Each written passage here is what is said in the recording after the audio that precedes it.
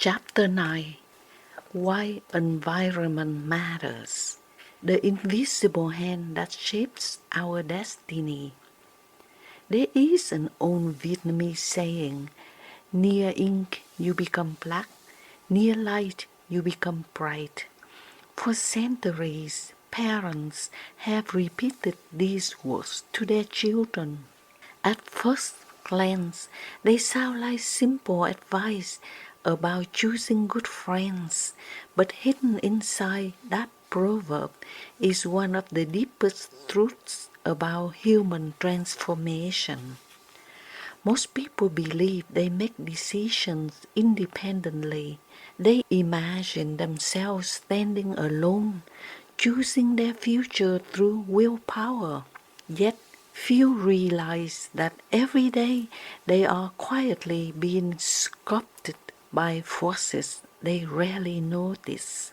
Not by dramatic events, not by one life-changing conversation, but by ordinary surroundings, the people around them, the words they hear, the books on their shelves, the song playing in their cars, the television they leave running every evening, the social media they scroll before sleeping, like water slowly carving a canyon through stone.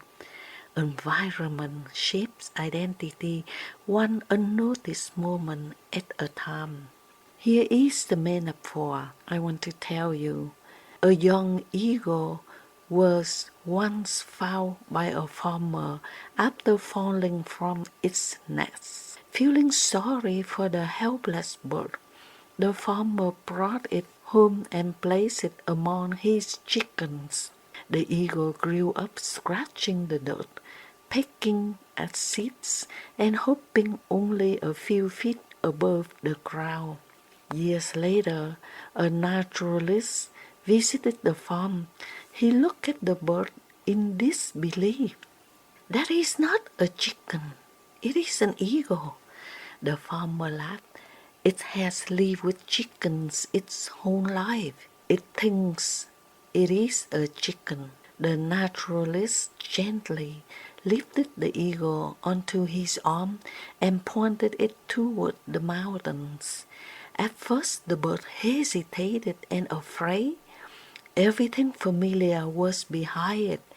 Everything unknown was ahead. Then a gust of wind spread its wings. Something ancient awakened. The eagle soared into the sky and never returned to the chicken yard. What changed? Not the eagle. Its nature has always been there. Only the environment had hidden it. Many people live exactly like that eagle. They were born to create, to lead, to inspire, to build beautiful lives. But they have lived so long among fear, criticism, limitation, and scarcity that they have forgotten who they truly are. Sometimes the greatest prison has no walls. It is simply the environment we have accepted as normal. Now, just picture yourself as an eagle. What would you do differently? Put your comments below. I'd like to hear your solution.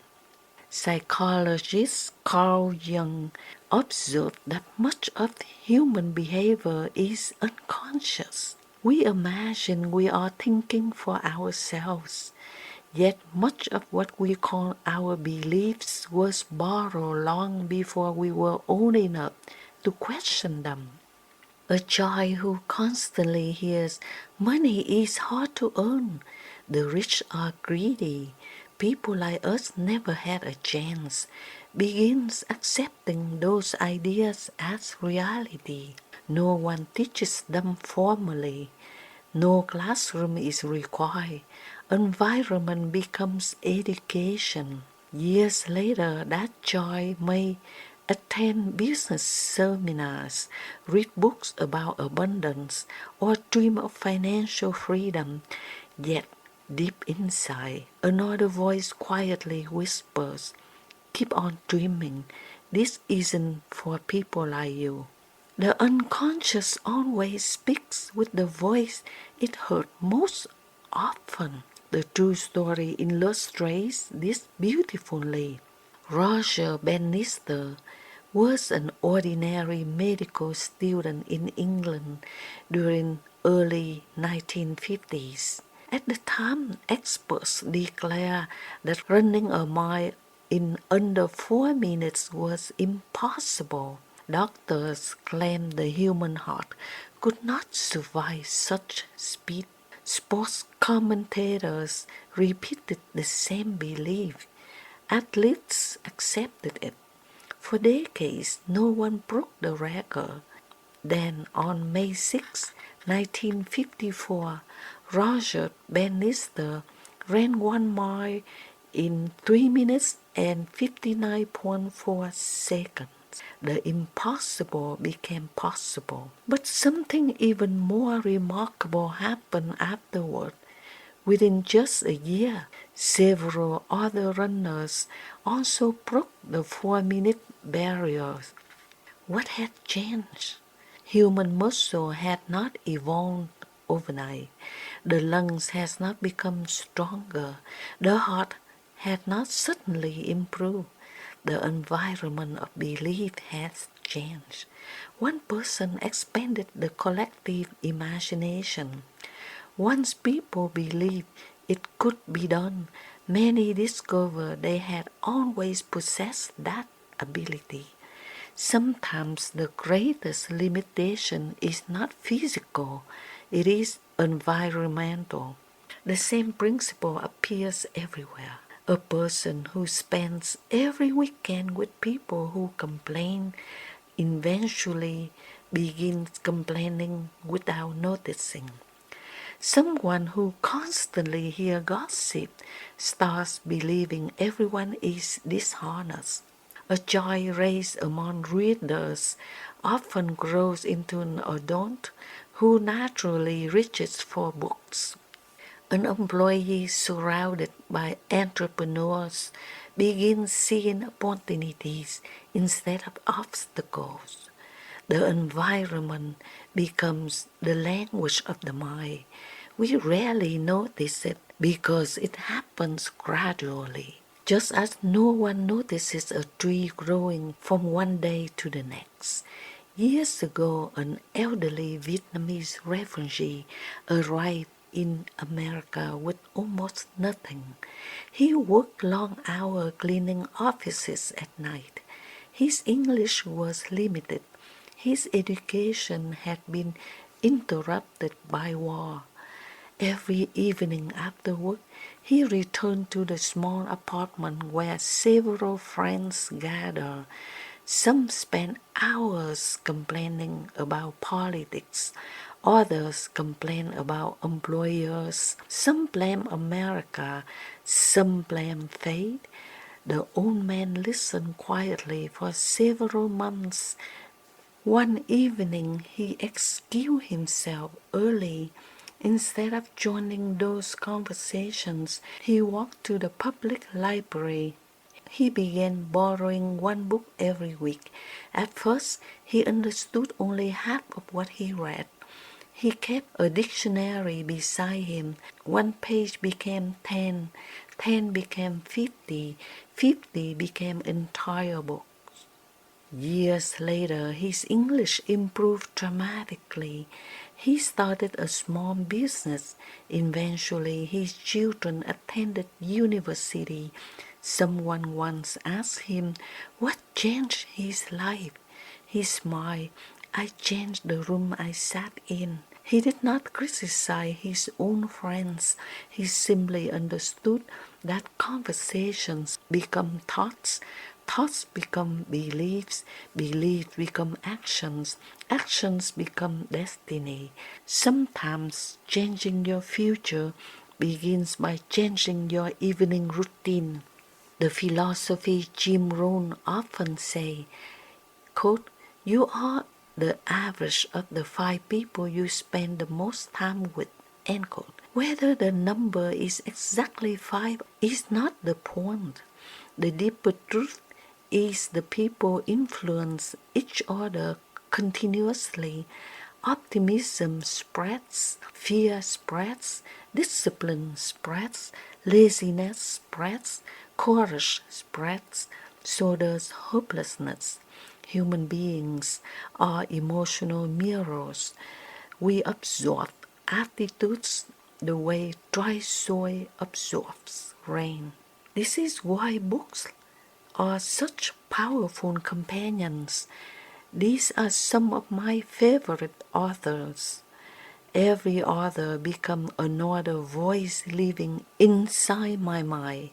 When I read Viktor Frankl, I spend time with a man who found meaning inside a concentration camp. When I read Napoleon Hill, I hear decades of conversations with successful people. When I read Carl Jung, I begin exploring the hidden landscape of my own unconscious, which he called the shadow.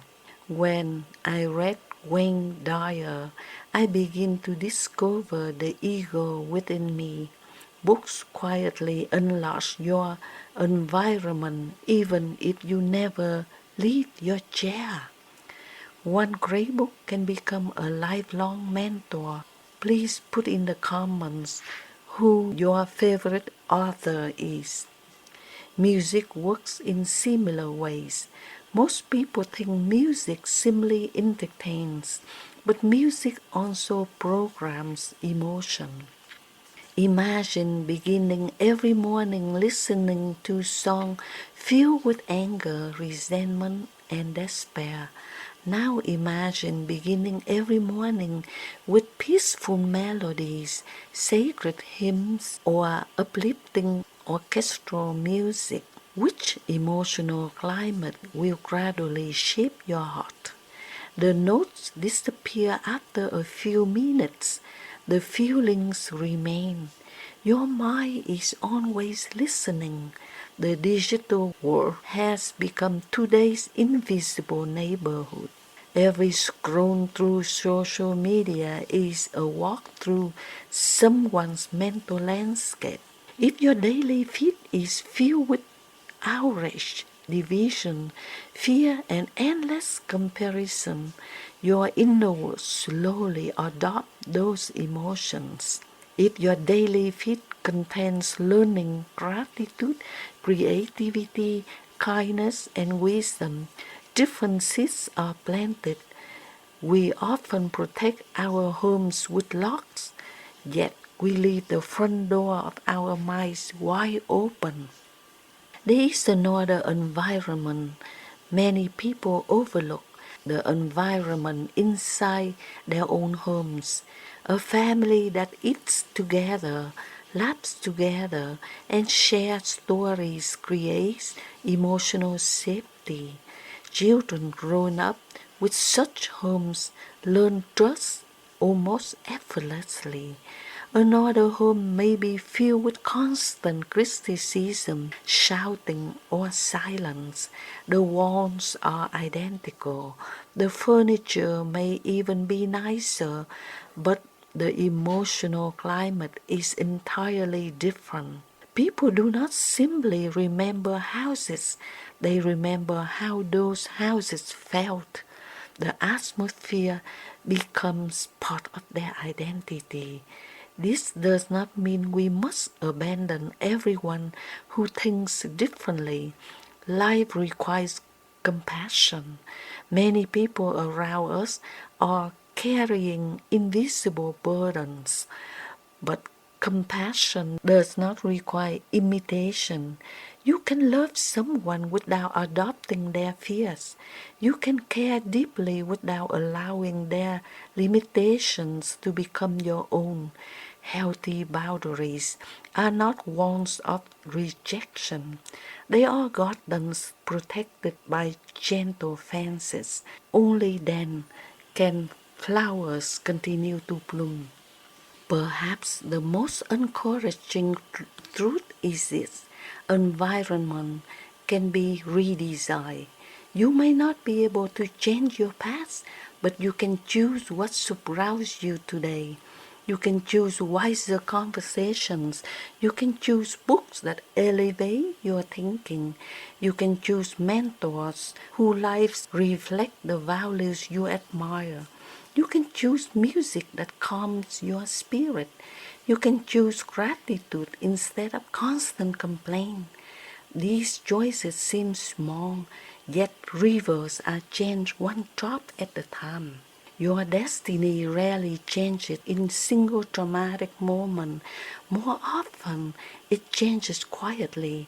One conversation, one book, one friendship, one habit, one decision to spend less time with your spirit shrinks and more time where it expands. Remember the eagle. It never needed new wings. It only needed the sky. Perhaps you do not need to become someone new.